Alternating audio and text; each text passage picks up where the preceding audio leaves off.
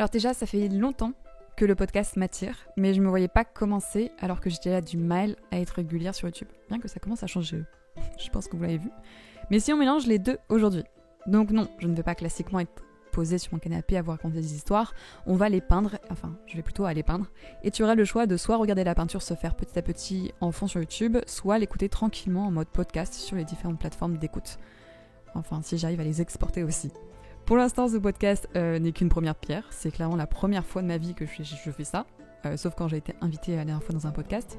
On verra comment je vais tailler tout ça, mais il faut bien un jour commencer quelque part, et j'aime bien commencer des trucs sans savoir où ça va. Et pour ce premier épisode, je voulais parler de cette recherche du toujours plus. Pourquoi ? Parce que ce début d'année m'a vraiment plongée là-dedans, et j'ai vu que dès que j'ai un peu évoqué ce sujet, ça vous a vraiment intéressé sur les réseaux. Donc j'ai écrit quelques textes, quelque chose, pour un peu parler plus de ce sujet. Alors même si le mot plus est utilisé, non, vous n'êtes pas sur la chaîne de Léna Situation, mais de Kaevan. Et pour ceux qui me découvrent, bonjour et bienvenue. Je m'appelle Kae et je suis illustratrice sur les réseaux depuis plusieurs années. Je dessine, je peins, que ce soit sur Insta, Twitch, YouTube, TikTok ou en convention. Je sais pas si vous avez déjà un peu croisé quelque part. J'ai ma boutique d'art en ligne et j'ai un tarot chez Hachette, que j'avais de base édité toute seule et après j'ai signé chez Hachette et il est un peu dispo partout. Enfin bref. L'art et les projets, c'est mon domaine et j'adore réellement parler. De toute façon, je serais pas sur les réseaux sociaux. Et aujourd'hui, dans ce podcast, on va parler de pourquoi on cherche à toujours être là ou le meilleur, à jamais être satisfait de nous, biologiquement, mentalement, le positif et négatif. On va aussi regarder des artistes qui ont basé un peu leur carrière là-dessus et je vais vous partager moi des anecdotes que j'ai pu avoir pour qu'on tout simplement on se sente un peu moins seul et qu'on comprenne un peu plus peut-être ça ou alors juste se dire ouais, je suis pas seule, t'as vu ? Enfin bref, je ne sais pas toi, mais s'il y a bien un trait qui me définit, c'est cette envie de toujours plus et de n'être jamais assez. Je veux faire des choses toujours plus grandes, toujours plus jolies, toujours plus imprévisibles. Quand je suis chez moi, je veux être ailleurs. Quand je suis ailleurs, je veux être chez moi. Quand je suis en Corée, je rêve d'Italie. En Italie, je rêve d'être New York. Vraiment supportable. Quand je sors un énorme projet de jeu de cartes, je suis juste déçue de moi car j'ai pas assez peint. Ça a ses inconvénients, clairement. Mais ça a aussi énormément d'avantages. Grâce à ça, j'avoue que j'ai toujours 10 000 projets en tête. Je m'arrête jamais. Je vais tout le temps jusqu'au bout de mes projets. J'ai de la motivation presque tous les jours et je suis clairement prête à gravir des montagnes de boulot pour ce toujours plus. Je vais être curieuse et toucher à plein d'arts différents pour nourrir cette envie d'aller plus loin, mais dans mes mauvais jours, ça peut me détruire totalement la tronche. Je peux me sentir comme une grosse merde, je suis désolée, je sais pas si on a le droit de dire ça ici, mais je me sens vraiment comme une merde le seul jour où je vais prendre du repos dans le mois par exemple. Je mets en danger littéralement ma santé mentale ou physique, ou même mes relations, juste pour cette pression du toujours plus. Sauf que fin 2023, lors du réveillon, c'est une journée qui me stresse quand même vraiment beaucoup, et j'ai regardé en arrière toute mon année. A été remplie de choses vraiment incroyables, de boulot de fou, beaucoup de commandes sur ma boutique, j'ai beaucoup créé, j'ai eu plein de projets avec des belles marques. C'était vraiment une année professionnelle incroyable dont j'en suis très très fière, mais malgré tout ça, j'avoue que j'ai ressenti de la tristesse en fait. De la tristesse pour le temps que je n'ai pas vu passer. 3 ans que je suis à mon compte et 3 ans qui me donnent l'impression finalement de 3 mois. De 23, on passe à 26 ans et malgré toutes les réussites que je constate, je suis jamais satisfaite en fait de moi. Je cours constamment après le toujours plus. Et c'est vraiment, je pense, quelque chose qui me définit auprès de mes amis et qui m'en parlent souvent. Je finis un projet qui m'a pris 3 mois de nuit blanche. Ok, c'est cool, mais on fait quoi après ? Aujourd'hui, je vais faire un live, sortir une vidéo YouTube, 3 TikTok, mais du coup, j'ai pas peint. Donc mon projet de galerie que j'ai n'avance pas. Mais idem, j'ai pas encore avancé sur mon projet de cartes. Bordel, et j'ai vu aussi qu'elle a eu la même idée que moi. Faut que j'avance plus vite alors. Tant pis pour la soirée ciné de ce soir. Puis le Japon aussi, faut que j'y aille pour dessiner, vlogger, puis la photo aussi. Prendre des rêves pour la peinture aussi, mais pourquoi pas en mai ? Bah non, parce qu'en mai, j'ai aussi des conventions tout le week-end. Putain, elle n'a que 21 ans et elle expose déjà à New York. Je savais que j'aurais dû donner plus de temps à ma peinture. Ah mais attends, lui, il a embauché une team de 10 personnes. Faut peut-être que je fasse pas... Non, stop, allez. Étrangement, même si je suis constamment à la recherche du toujours plus, je sais m'arrêter aussi. Je sais quand ma peinture est finie, quand je ne peux pas aller plus loin dans mon projet, je commence à connaître mes limites et je n'ai pas de mal à dire que oui, ce n'est pas parfait, mais que là, sur l'instant T, c'est vraiment mon max. Donc on va peut-être essayer ensemble de se déculpabiliser, de re-entendre des choses qu'on sait sûrement, mais se le redire car ça fait jamais de mal, puis simplement de savoir qu'on n'est pas tout seul. Pourquoi on parle de ce sujet ? En ce début janvier, j'avais rendez-vous pour visiter un 2e appartement. En gros, moi, je viens d'emménager à Paris, là. Je suis dans une sorte de 50 mètres carrés. Sauf que je stocke toute ma boutique parce que j'ai une boutique en ligne, donc j'envoie beaucoup de commandes. Et j'ai à peu près 500 carnets d'aquarelle, 400 carnets de coloriage, beaucoup de prints et beaucoup de stickers. Enfin bref, j'ai ma boutique chez moi, quoi, dans mon salon. Et ça prend évidemment beaucoup de place. J'ai pas que cette boutique, j'ai aussi de la peinture. Mes tableaux, c'est des tableaux qui font bien 2 mètres pour la plupart. Et j'ai pas de place en fait dans cet appartement. Donc j'ai voulu chercher un deuxième lieu, un deuxième appartement, louer un deuxième endroit. Déjà pour le lieu de stockage, pour emballer les commandes, tourner, streamer là-bas, parce que pour l'instant j'ai arrêté de streamer. Bref, un studio où je peux embaucher des gens. Parce que j'ai une boutique qui prend beaucoup de place dans ma vie, où je fais que préparer des commandes tous les jours maintenant et moins dessiner. Donc je m'étais dit qu'il fallait peut-être que je trouve un deuxième appartement pour embaucher des gens, commencer là-dedans. Et j'avais aussi peut-être un projet d'achat d'une boutique physique en Bretagne. C'était un deuxième projet avant ce deuxième appartement. Du coup, j'avais 2 gros projets qui étaient quand même en vrai avancés, où les rendez-vous avec des juristes pour faire la création d'une SCI, de changement de statut, avaient lieu. Parce que pour évoluer, il faut bien changer tout ça, quoi. Et un matin, j'ai tout stoppé. Je me suis réveillée en fait hyper tendue, angoissée et même perdue. Je suis sortie prendre l'air, j'ai pris Rune avec moi, Rune c'est mon chien, pensant que l'air en fait tout simplement allait calmer le brouhaha que j'avais dans la tête et qui voulait pas se calmer ce matin. Et je suis sortie 1 heure. Et ça a pas fonctionné. Du coup, quand ça fonctionne pas, quand j'arrive à ce moment un peu de limite, tout simplement j'appelle ma mère. Et en fait, j'ai été angoissée de toute cette attente sur mes épaules d'un coup. Les rendez-vous pro, le comptable, juriste, papier à remplir et rendez-vous à enregistrer. Ce changement, cette évolution, ce toujours plus finalement, alors que j'étais déjà vraiment bien. Donc voilà, pourquoi ce sujet ? Parce que c'est un peu mon début d'année. D'ailleurs, petit aparté, je souhaite en fait faire des sortes de podcasts vidéo qui, m'encouragerait à peindre quotidiennement, parce que la peinture, c'est un peu toute ma vie, et plus j'en fais, mieux je me sens. Parler, avoir un lieu où on peut parler de sujets beaucoup plus précis, sans avoir du montage, sans avoir la grosse vidéo, un peu plus intime finalement. Avoir des sujets où on est beaucoup plus libre de parler pendant des heures. Je veux pas faire des petits podcasts de 10-15 minutes. Je préfère vraiment faire des podcasts qui vont plus durer dans la demi-heure, 3/4 d'heure, 1 heure. C'est plus là-dedans que je souhaite partir pour l'évolution. Et avoir des sujets plus personnels. Je sais pas encore le visuel et je sais pas encore comment ça va s'appeler ce podcast et ce lieu, mais on verra là où on part. Bon, maintenant que j'ai un peu introduit tout le sujet, que je me suis présenté le podcast, pourquoi on va parler de ça, j'ai voulu chercher les raisons psychologiques derrière le désir constant d'en faire plus. Savoir quelles étaient les raisons, les facteurs qui nous poussent là-dedans. Et je me suis sentie clairement visée dans des choses que j'ai un peu trouvées à droite à gauche. Par exemple, il y a le biais de focalisation. C'est quand on a tendance à se concentrer sur ce qui nous manque plutôt que ce qu'on a déjà accompli. Ce qui nous conduit en fait à un cycle continu de désirer d'en faire plus. Chaque projet est suivi immédiatement d'un autre, comme une grosse boucle. Après, il y a aussi la validation extérieure. On peut chercher à combler un vide émotionnel ou à obtenir une validation par autrui en étant constamment productif. Car on associe nos valeurs personnelles à nos créations et nos réalisations. Ce qui nous pousse à en faire en fait toujours plus pour sentir de plus en plus apprécié ou aimé des autres. Et personnellement, je pense que c'est ça qui est le plus fort chez moi. Je pense aussi que c'est un mélange un peu de plein de trucs différents, mais la validation extérieure, je me rends compte que le nombre de fois où je me suis dit que telle ou telle personne dans ma vie perso, que je respecte, m'appréciera enfin quand elle aura vu qui je suis ou quand elle aura vu que j'ai fini ce projet ou que j'ai signé avec telle personne, que j'ai fait une grosse toile de 3 mètres, donc elle va me respecter, tu vois. Je sais que quand je signe avec un gros groupe ou quand il y a un gros événement qui se passe, comme avec Hachette, je me dis, c'est fou, cette personne qui m'aime pas, peut-être que maintenant elle va m'apprécier, tu vois. Et c'est bête de se dire déjà c'est bête de se dire ça, déjà Enfin, je sais pas si c'est vraiment bête. Ou même, je me dis des fois, il y a des personnes qui m'ont fait du mal, tu sais, qui m'ont manqué de respect, qui m'ont mal parlé. Et quand j'ai un gros projet, je dis, ça se trouve, cette personne, elle va regretter le mal qu'elle m'a fait quand elle verra tout ce que j'arrive à faire toute seule ou les contrats que j'ai pour moi, que ça veut dire que, ok, il y a une grosse marque qui m'a fait confiance, donc ça veut dire que j'ai de la valeur, donc à ses yeux, j'en aurai. Alors que j'en avais pas de base. C'est bête. Je me rends compte que je pose énormément ma valeur sur ce que je réalise. Comme si on ne peut m'apprécier en fait finalement que par ce trait-là. Enfin bref. Il y a aussi la peur de l'échec. Ce besoin de prouver et montrer constamment nos compétences et nos succès pour éviter l'échec ou la critique tout simplement. Car on n'accepte pas de ne pas y arriver. Il y a aussi la comparaison sociale. Ça c'est le sujet de notre époque. En voyant tout simplement la vie, les créations et la productivité d'autrui, certaines personnes peuvent se sentir en fait en compétition constante et avoir l'impression de devoir surpasser les chiffres des autres pour se sentir satisfait. Le nombre de followers, le nombre de ventes, de likes, de posts et de présences.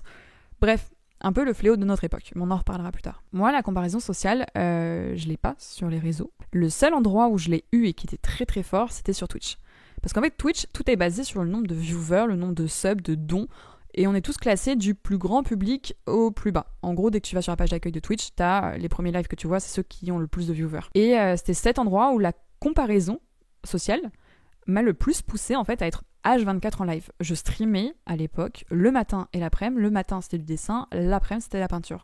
Et ça tous les jours. Et dès que je ne streamais pas, je regardais sur Twitch qui streamait et le nombre de personnes et depuis combien de temps. Et enfin bref, c'était maladif alors que je voulais juste pas être dépassée. Alors qu'en fait quand j'ai pris du recul, je me suis dit que j'avais en fait aucune envie d'être streameuse, aucune envie de passer ma vie à streamer, et ça n'est pas pour moi une fierté en fait de streamer. Enfin, c'est pas que je ne respecte pas les gens qui streament, pas du tout, j'ai adoré streamer, mais pour moi ma fierté, ça va être si j'ai réalisé une toile, si j'ai exposé en galerie, c'est là où je place moi ma fierté, et c'était pas d'être présente tous les jours sur Twitch. Et du coup, je me suis retrouvée à streamer tous les jours pour être là dans les premières, parce qu'à l'époque, on n'était pas beaucoup de streamers. J'ai vraiment, quand j'ai commencé, on était même pas 5-6, et la catégorie art a explosé pendant le Covid, et j'étais souvent dans le top 3, top 5 des streams. Et du coup, je voulais tout le temps être dans ce top 3, top 5, et je voyais que de plus en plus de personnes streamaient, du coup, il fallait vraiment que je garde ma place, et j'étais tout le temps là.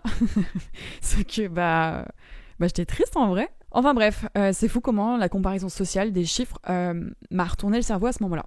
Et heureusement, j'ai pris du recul, je me suis en vrai un peu détoxifiée, je sais pas si ça se dit, mais ouais, j'ai dû faire une sorte de cure où vraiment je suis partie de chez moi et dans tous les cas j'avais pas possibilité de streamer parce que j'ai pas pris mon ordinateur, j'ai rien pris et j'ai pris du recul. Je ok, parce que là j'étais arrivée au point où je pouvais pas, même le week-end je streamais, les vacances je streamais et je peux streamer tout le temps quoi. Et la dernière catégorie que j'ai trouvée qui peut parler des raisons psychologiques derrière tout ça, il y a aussi et tout simplement le perfectionnisme. Mais évidemment que, outre toutes ces raisons psychologiques que j'ai réussi à trouver, les médias sociaux, évidemment, ont un impact dans cette comparaison avec les autres et augmentent cette sensation de n'être jamais réellement satisfait de sa vie. Et dans vos retours, parce qu'en fait j'ai posé sur Insta des questions et j'ai un peu ouvert mes DM à qui voulait parler de ce sujet, et je pense que plus les podcasts arriveront, plus on ouvrira aussi cette parole, et peut-être qu'un jour je serai pas toute seule à parler. Mais bref, j'ai eu beaucoup de témoignages qui tournaient autour de ça, des réseaux sociaux, et à quel point en fait les réseaux, Insta, impactent votre créativité et votre toujours plus, et cette sensation des fois de déprime. Même, je suis complètement d'accord des réseaux sociaux, etc. Mais je trouve que même avant les applications pas de rencontres, mais les applis des réseaux sociaux, je me souviens que j'avais que 10 ans, que j'enviais déjà toutes les chanteuses, que je voulais être Laurie, Priscilla, faire partie de la Starac, être l'héroïne principale des livres que je lisais. Enfin bref, la petite Claire de 10 ans se trouvait vraiment nulle dans sa campagne de Picardie quand elle lisait des interviews de stars d'Hollywood de son âge, qui avait déjà tourné 10 films, 2 albums, une marque de vêtements. Enfin bref, Miley Cyrus, Selena Gomez, tout ça, tu vois. Et c'était fou parce que j'avais juste 10 ans et j'étais déjà matrixée en fait par le temps et l'impression d'être déjà en retard dans ma vie. Je me vois vraiment pleurer dans ma chambre parce que j'ai l'impression que j'étais déjà trop vieille. J'avais 10 ans. Et j'étais matrixée par le temps et l'impression d'être déjà en retard du coup dans ma vie comparée aux autres. Mais les autres, c'était pas mes amis dans ma classe, c'était pas les gens que je côtoyais au quotidien, c'était vraiment les gens dont je voyais la vie sur les journaux, dans les magazines. Et donc oui, je suis d'accord que les réseaux sociaux ont un impact, mais pour moi c'était déjà en fait présent avant. C'était pas les réseaux, ça allait être la télé, les magazines qu'on lisait, les livres, même des personnages fictifs en fait d'histoires que je lisais, je les enviais. Elles avaient 10 ans, 13 ans, 15 ans, elles allaient découvrir l'autre bout, enfin elles passaient par un placard, elles se retrouvaient à Narnia, ça me donnait envie. Et c'était triste de se dire qu'à 10 ans c'était comme ça déjà. Donc ouais, je suis d'accord que les réseaux sociaux ont un impact, mais pour moi en fait, c'était déjà présent avant. Juste que maintenant en fait, avant de se coucher, on voit la productivité des gens. Oui, parce que en fait, je scrolle sur TikTok avant de dormir. Et du coup, je vois 10 000 créateurs et créatrices sur TikTok et je vois leur créativité, je vois leurs idées, leurs peintures, leurs gros projets. Parce que c'est ça les réseaux. Et moi, je suis que des artistes, donc c'est ça qu'on me propose. Mais c'est vrai que quand le soir, tu t'es prêt à aller dormir, quand tu mets ton cerveau en veille et que tu vois en fait la créativité de tout le monde, ça te rebooste, des fois c'est bien, des fois ça te motive en fait à faire plus. Et d'autres fois, en fait, quand t'es fatigué, que t'en peux plus, t'en peux plus quoi, tout simplement. Bon, après sur Insta, j'ai moins ce sentiment car tout simplement, personnellement, je bloque et j'arrête de suivre ou je cache les comptes qui me font ressentir un peu de mal-être. J'ai eu beaucoup de vos retours où c'était Insta qui vous mettait le plus dans le mal. N'oubliez pas que sur Insta, vous pouvez choisir ce que vous regardez. Bon, à part les publicités, etc. Sauf si vous allez dans les réels. Mais Insta, vous pouvez quand même contrôler un minimum ce que vous regardez. Et moi, dès qu'il y a un compte où, en gros, dès que je pose mon téléphone à côté, dès que je fais quelque chose d'autre, comme je peins, je regarde une série, s'il y a un truc que j'ai regardé sur Insta et qui, en fait, revient dans ma tête et me fait me sentir un peu... Tu sais, le moment où tu fais, j'aime pas penser à ça. Penser à ça, ok, j'adore cette personne, mais avoir vu ça, ça me plaît pas. Bah, tout simplement, ça veut dire que soit je viens de follow la personne, mais si j'apprécie cette personne, si c'est quelqu'un, un ami ou je sais pas quoi, bah juste, c'est un moment où je me sens peut-être plus fragile, et du coup, je vais juste mettre en sourdine ce compte-là, et il faut pas oublier qu'Insta, on contrôle ce qu'on voit, et sur TikTok, bah c'est une autre chose. Tu scrolles, et on te propose plein de comptes différents. Bref, sur les réseaux sociaux, je peux comprendre que ça peut vous faire mal, mais il faut pas oublier qu'on peut contrôler un minimum. Bon, on a parlé des origines de ce désir d'en faire toujours plus, maintenant parlons un peu santé mentale. Comme j'ai dit, fin 2023, j'ai regardé mon année trop heureuse de tous ces projets. Trop cool, j'ai passé mon année à bosser tous les jours, week-end, jours fériés, vacances compris. Ok, je suis trop fière de moi professionnellement parlant, j'ai défoncé tout le monde. Enfin non, pas vraiment, mais voilà, je suis fière de moi. Mais personnellement, j'ai pas vu la vie passer. J'ai pas pris le temps de vivre Noël, de vivre les fêtes comme Halloween, de sortir, de prendre soin de ma personne aussi. J'ai encore pris des kilos. Je me réfugiais le soir dans la nourriture car en fait, je mangeais plus. Et le soir, manger, c'était devenu mon bonheur rapide et réconfortant dans cette journée. Donc non seulement je mangeais plus le matin, je mangeais plus le midi parce que dès le matin je me réveillais, je travaillais. Le midi, je bosse. Bon, alors je dis ça, je suis en train d'enregistrer un podcast à 15h, j'ai toujours pas mangé ce midi. Oui, les bonnes résolutions ne se prennent pas tout le temps. on dit des choses qu'on n'applique pas au quotidien. Mais bref, pour vous dire que oui, en 2023, c'était ça. Bon, apparemment, en 2024, on repart là-dedans. Mais je vous assure que j'essaye de faire du mieux. Donc ouais, j'avais un problème avec la nourriture. J'avais aussi un problème avec l'alcool. On va se le dire, je buvais beaucoup plus. Comme la nourriture, où c'était un plaisir rapide et réconfortant, l'alcool, c'était pareil. Enfin bref, j'ai eu un énorme déséquilibre entre ma vie perso et pro. Je donnais toute mon énergie à mon travail, à la poursuite de cet objectif du toujours plus.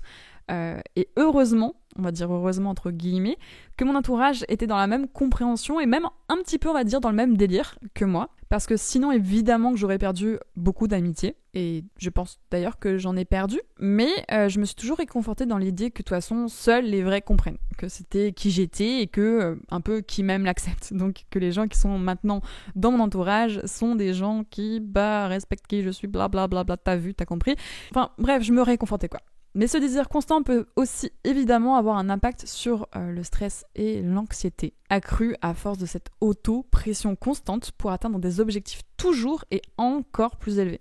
Cette tension chronique peut avoir des effets néfastes sur le bien-être émotionnel et physique. On n'a pas encore parlé, mais évidemment que ça peut mener au burn-out, qui, je rappelle, est un état d'épuisement émotionnel, mental et physique dû au stress lié au travail. Les personnes qui ont constamment le sentiment de devoir en faire plus sont plus susceptibles de développer un burn-out. Car en fait, on est à risque de surcharger notre capacité et de se dire qu'on peut toujours et encore faire plus. Et du coup, cette surcharge, au bout d'un moment, explose. Et je crois que j'en ai en fait jamais parlé sur les réseaux, et ce pourquoi les podcasts, c'est trop cool.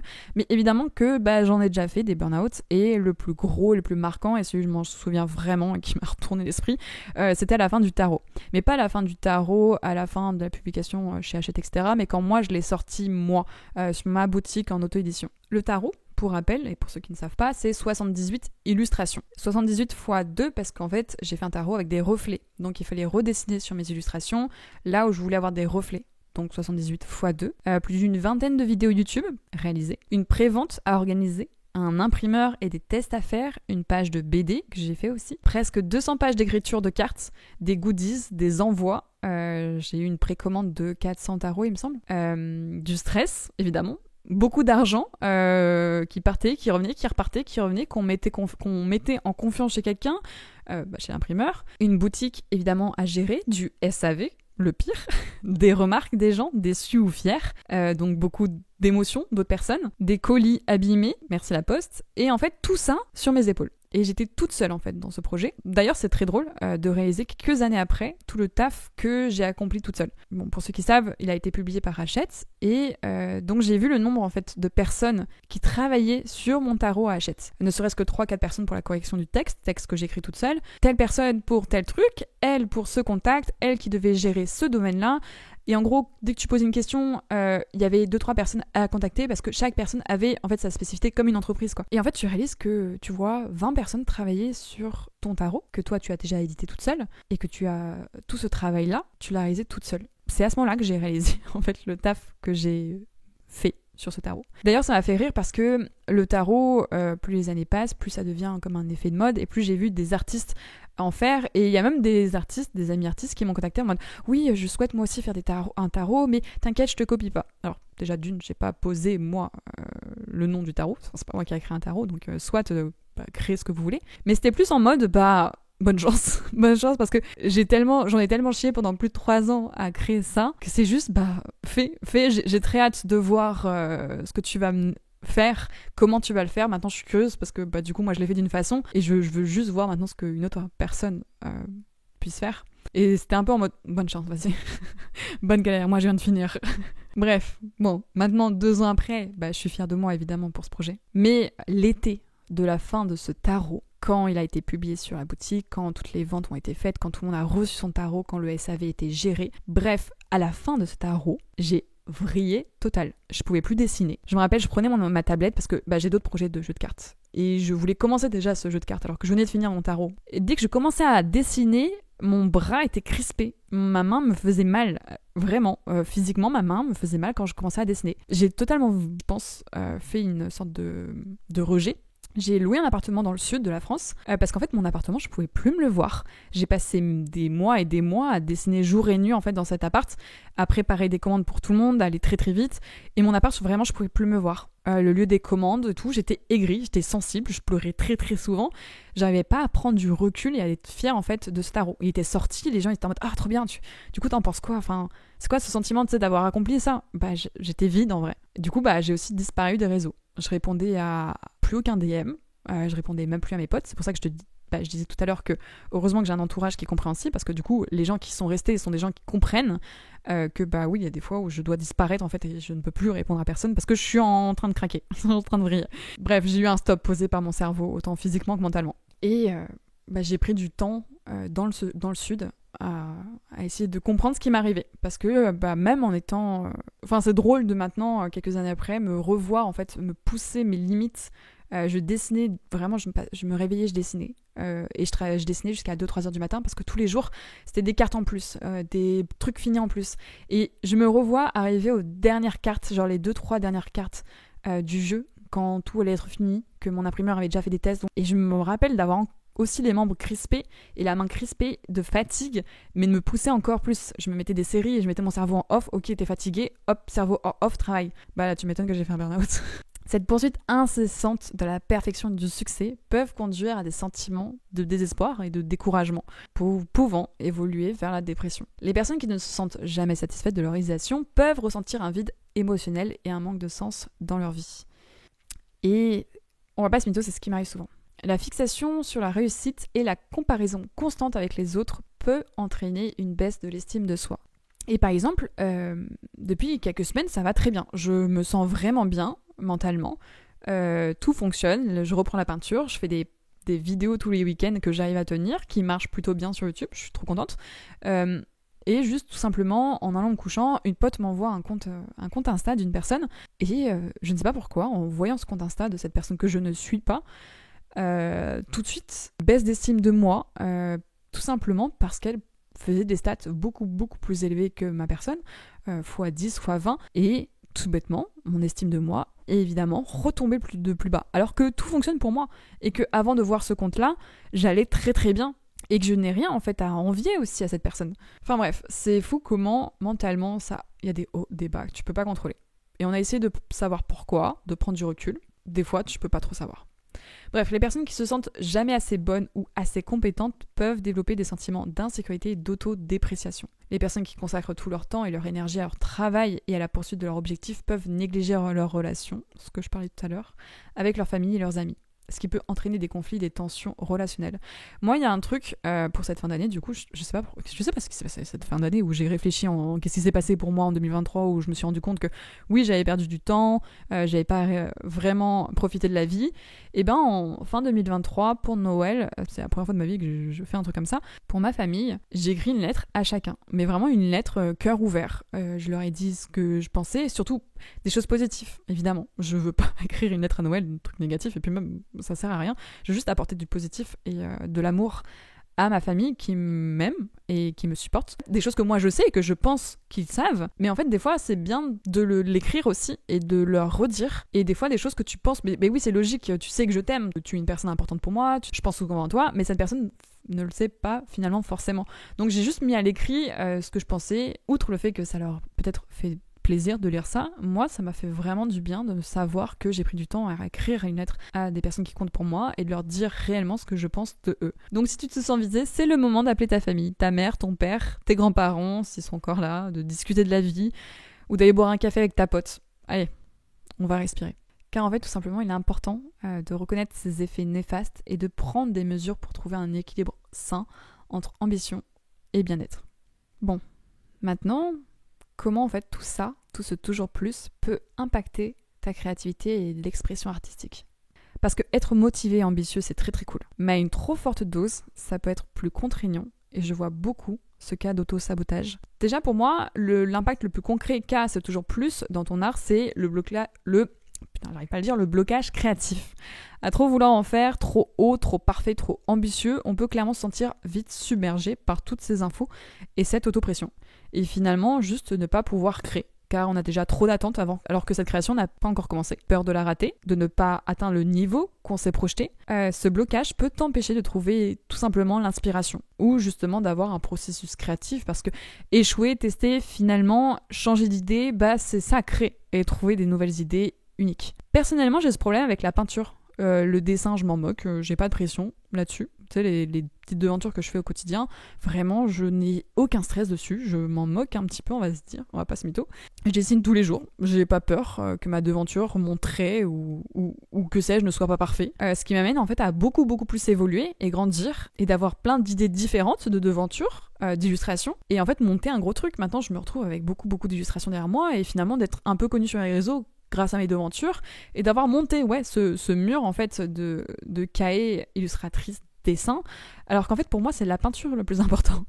Ce que j'aime vraiment et ce que je fais depuis que je suis toute petite, c'est peindre. Je me suis mis juste une pression énorme et maintenant j'ai peur de commencer. J'ai peur d'échouer, je suis très énervée quand je peins, alors que quand je dessine, je suis en détente totale, je suis zen. Quand je peins, il ne faut pas être dans la même pièce, sinon je te détruis. Et j'ai juste peur de pas être au niveau, alors que faut juste agir. Fais des tableaux, encore des tableaux, et plus t'en feras, plus tu évolueras. Mais du coup, là, en fait, je fais presque plus rien. Ce qui m'amène donc à parler de l'autocritique excessive. Parce que lorsqu'on est obsédé par la perfection et l'envie de s'auto-surpasser, eh bien ça a tendance à bloquer la créativité en empêchant la personne de prendre des risques créatifs ou d'explorer en fait tout simplement de nouvelles idées.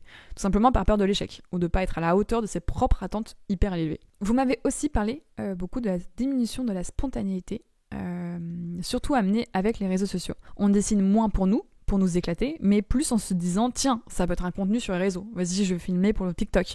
Alors que plus jeune, le dessin c'était vraiment un kiff. Tu le faisais pour te détendre, pour t'amuser. Maintenant ça peut être juste pour la course au like. Et généralement c'est ceux qui vont être le plus impactés si leur post ne fonctionne pas. On arrive à un moment où on ne crée plus pour nous, mais pour les autres. Ce qui peut entraver sa capacité à créer de manière spontanée et libre. En résumé, le désir constant d'en faire plus peut entraver tout simplement la créativité et son expression artistique.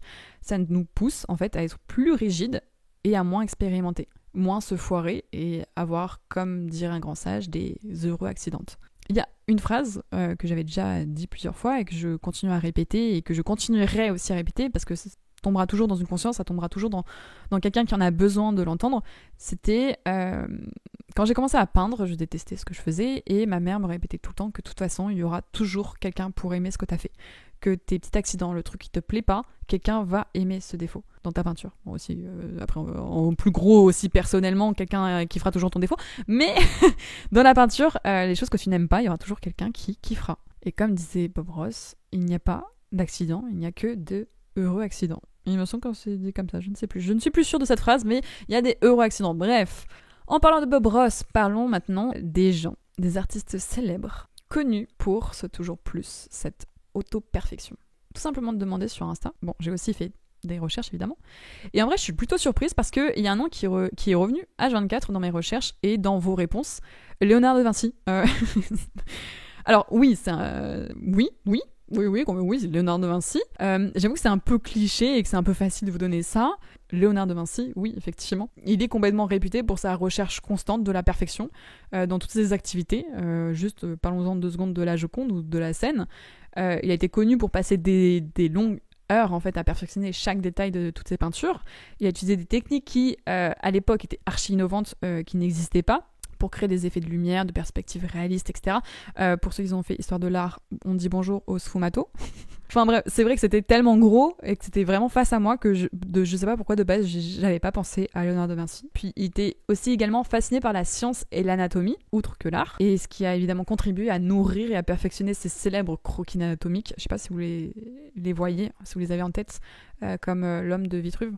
J'en ai vu quelques-uns quand j'étais partie en Italie. J'ai eu la chance d'avoir un rendez-vous où en gros tu prends un truc et tu vas carrément dans des caves, dans des sous-sols, et t'as juste vraiment 10 minutes par pièce où tu dois regarder vraiment très rapidement ces croquis parce que faut pas abîmer le papier. Et j'avoue, j'étais jalouse de ces illustrations qui sont tellement poussées parce qu'il n'est pas intéressé que par l'art, mais aussi par, comme on parlait de la science, l'anatomie, donc il a travaillé tout le corps. Enfin bref. Sa quête incessante de perfection l'a conduit à être constamment insatisfait de son travail. Léonard de Vinci, insatisfait de son travail, ce qui l'a parfois empêché de terminer certaines de ses œuvres. On dit bonjour à la Joconde qui a pris bien 4 années pour être dessinée, enfin peinte. Cette obsession pour la perfection a été à la fois une source de motivation et un fardeau en fait pour De Vinci, et qui fait maintenant une des personnes qui, dès qu'on parle d'artiste torturé par sa perfection, Léonard de Vinci est le premier qui revient. Vous m'avez aussi parlé de Monet, de Kentaro Miura, le créateur de Berserk, de Miyazaki ou encore Soulage, Taylor Swift, Paul Naref, Stanley Kubrick, Vermeer, Jeff Buckley. Il y a aussi des gens qui m'ont dit tous les artistes. Et en soi, j'avoue, je pense, sauf si par exemple tu écoutes ce podcast, que tu es artiste et que toi t'en as rien à faire de cette perfection et de ce toujours plus, je voulais revenir sur Kentaro Miura, le créateur de Berserk. Alors c'est un manga, je sais pas si vous connaissez, qui s'est vendu à plus de 50 millions d'exemplaires, que je vous invite complètement à découvrir, alors que je sais, il faut que je découvre moi aussi. Je l'ai pas encore lu. J'ai pas encore eu la chance de lire Berserk. Mais c'est marrant en fait à quel point, sans le connaître, genre je n'ai pas lu l'histoire, bon je sais à quoi ça ressemble, mais je sais en fait que c'est un des artistes et une des œuvres les plus respectées actuellement. Et sans rien avoir lu, je sais que c'est criant en fait de perfection et rempli de détails, que toutes les phases de sa création ont été réfléchies, polies et retravaillées. Et je trouve ça dingue en fait que je sache tout ça sans l'avoir lu. Ça se dit tellement et ça se redit que je le sais sans le savoir. Enfin, que je le sais sans l'avoir lu. Bon, je connais la patte visuelle de cet artiste, je sais à quoi ça ressemble, son monde, son univers, et évidemment, pour le bien de cette vidéo, je suis partie re-regarder. Mais c'est vrai que le niveau de perfection de chaque case est dingue. Cette recherche de détail est toujours plus, car dans une BD, on n'est pas obligé de pousser le détail à ce niveau sur chaque case, mais là, c'est le cas. Enfin, on est obligé nulle part d'ailleurs de pousser le détail à ce niveau-là. On parle de lui et de ses créations en utilisant la phrase, je l'ai vue sur internet, vouloir atteindre la sacro-sainte perfection. Quelle phrase, en vrai, quelle phrase. Kaivan a voulu atteindre la sacro-sainte perfection.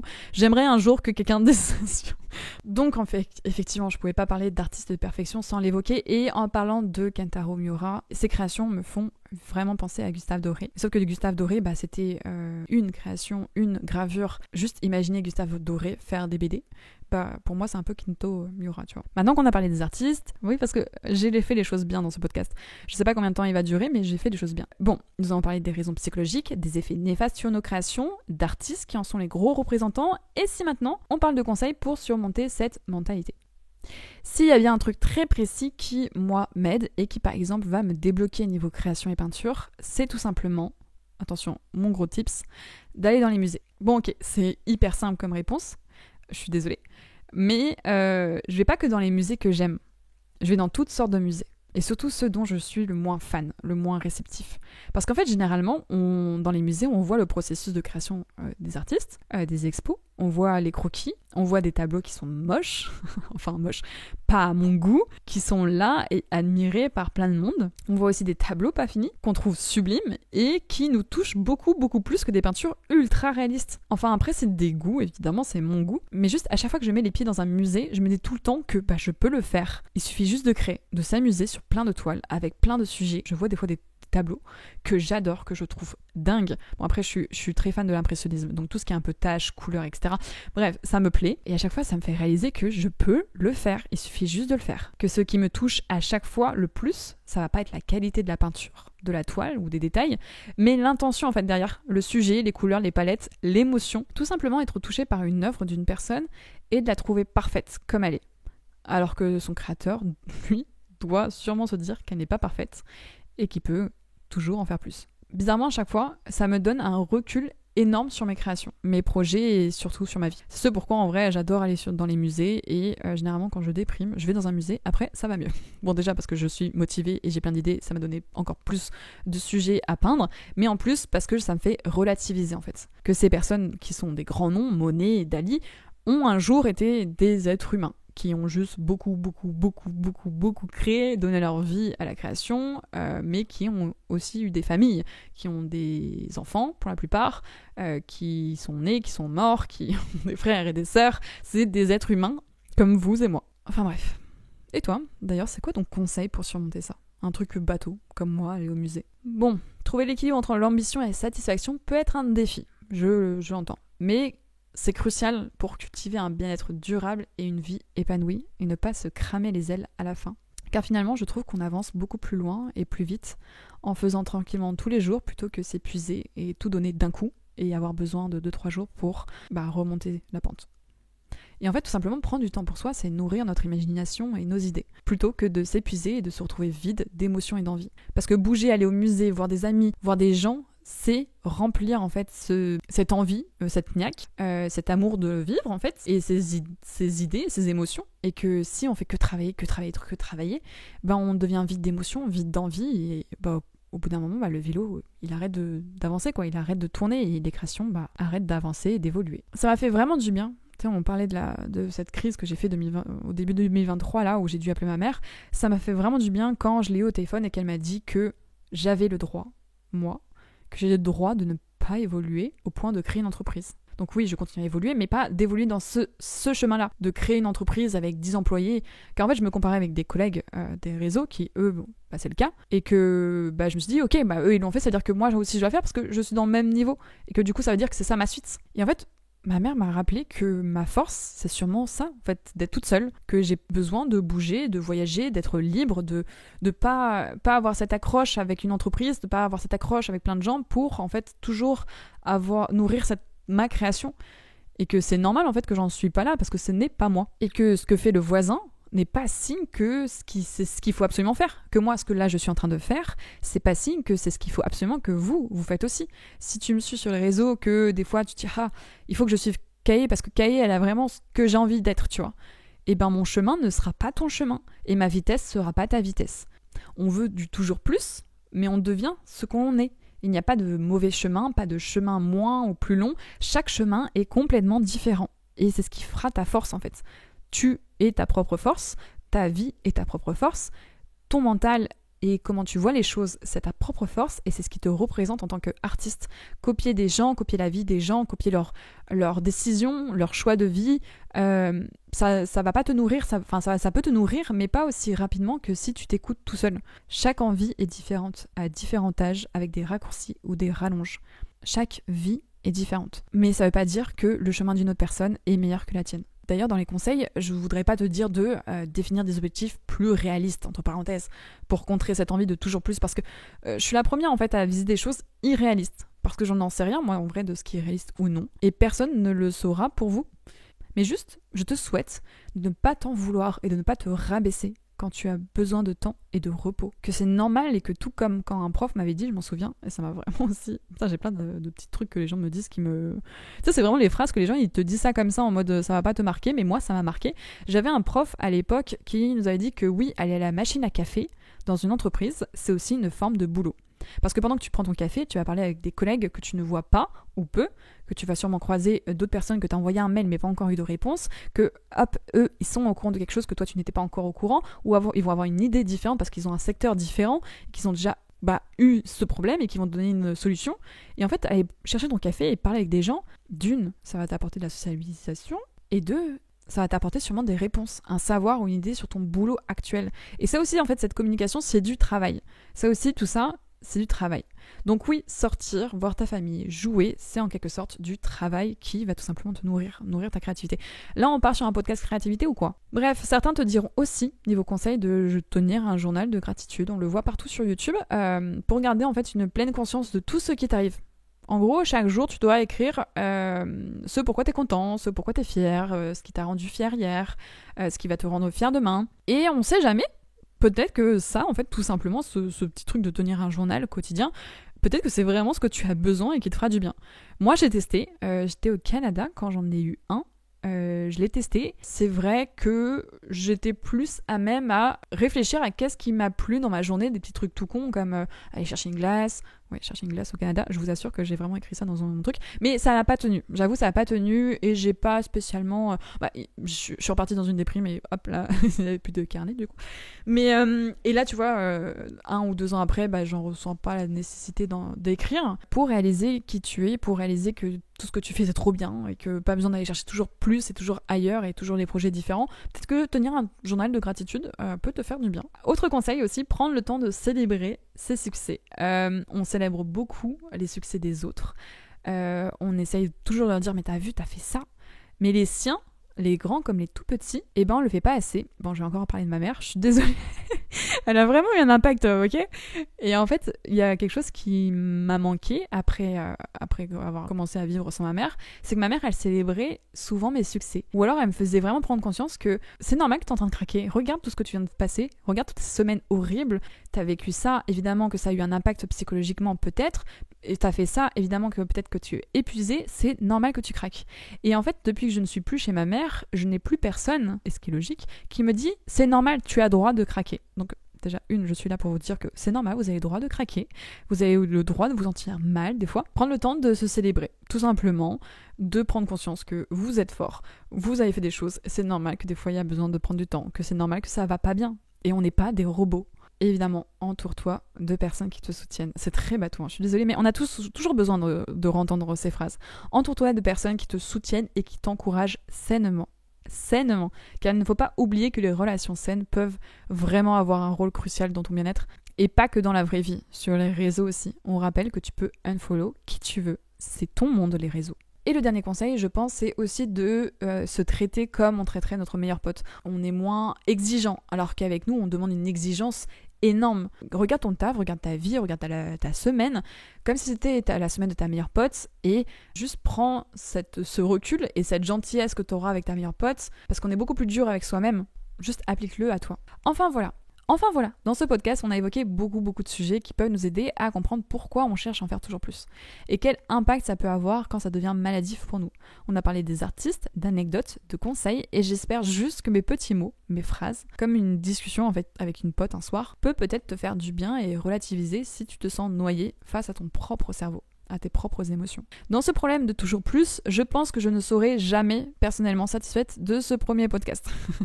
Mais j'ai donné actuellement tous les sujets que j'avais envie d'aborder et évidemment qu'une fois que je l'aurai posté, je me dirai putain, c'est vrai qu'il manque ce sujet-là, j'ai oublié, il était important à dire. Mais on va se dire que ce sera l'occasion de se retrouver une prochaine fois. Le tout, c'est que je l'ai fait. J'ai testé, je verrai quoi améliorer et est-ce que j'ai envie de recommencer aussi. En tout cas, ouais, ça m'a motivée et de toute façon, j'ai repris la peinture grâce à ça. Et ça, c'est beau. Bref, en tout cas, dans ce podcast, j'ai réellement parlé avec le cœur, avec mes émotions. Et peut-être que j'aurais au moins intéressé une personne. Et déjà, juste pour ça, ça le mérite. Si jamais ce podcast t'a plu, n'hésite pas à me le faire comprendre. Peut-être sur les réseaux ou je ne sais pas comment fonctionnent les podcasts parce que j'en ai encore jamais publié. Mais peut-être qu'il y a un endroit où on peut dire oui, j'ai bien aimé, j'ai pas aimé, je ne sais pas. Mais en tout cas, hâte de vous retrouver pour le podcast numéro 2. Je ne sais pas encore sur quel sujet parce qu'il y a tellement de sujets divers et variés à parler. J'aimerais bien inviter des gens, évidemment, ou voir. De toute façon, je ne sais pas comment ça va évoluer. Je ne sais pas encore quel nom aura ce podcast. Je ne sais pas le visuel de celui-là. Ça va être la découverte aussi dimanche pour moi. En tout cas, ça m'a fait grave plaisir qu'on parle et qu'on passe un petit moment ensemble. Si t'as fait une balade, si tu t'es préparé ce matin. Et puis, je vous souhaite juste... d'arrêter de courir, quoi.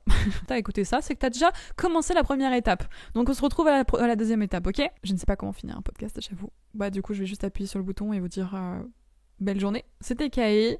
N'hésitez pas à me suivre sur les réseaux si ça vous a plu et à me le dire. Je ne sais pas quand est-ce qu'on se retrouve, mais bref, j'arrête ici. Allez, belle journée à vous ou belle soirée.